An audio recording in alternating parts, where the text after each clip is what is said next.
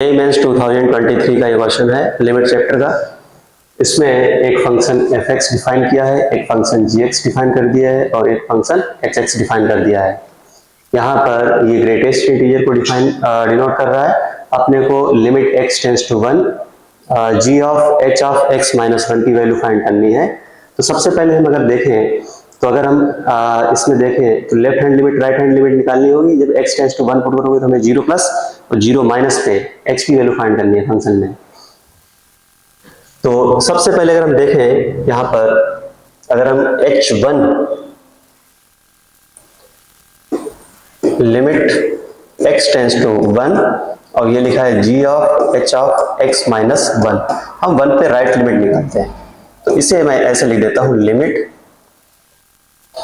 यहाँ पर जो फंक्शन है वो h में है तो हम यहाँ पर कुछ और लिख लेते हैं। मैंने लिख दिया यहाँ पर k टेंड्स टू 0 और ये हो जाएगा g ऑफ h ऑफ 1 की जगह पर हम रख देंगे, मतलब x की जगह पर रख देंगे 1 प्लस k माइनस 1, ये आ जाएगा।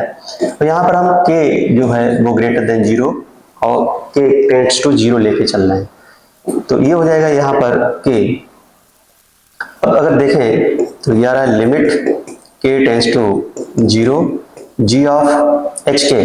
अब अगर हम बात करें h के तो ये बन रहा है h 0 प्लस, ऐसे बन रहा है। तो मतलब हमें h पर मतलब h की 0 प्लस पे वैल्यू फाइंड करनी है।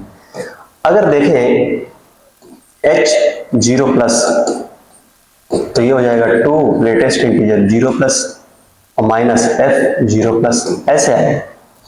अब ये तो 0 हो जाएगा, हमें फंक्शन की वैल्यू फाइंड करनी f की 0 प्लस पर। तो 0 प्लस पर ये कितना आ जाएगा 1, क्योंकि अगर हम देखें तो f 0 प्लस आ जाएगा 1 और f 0 माइनस आ जाएगा माइनस 1, ठीक है। तो यहां से अगर देखें तो ये हो जाएगा माइनस 1, तो ये हो गया equals to g of minus 1, ये आया।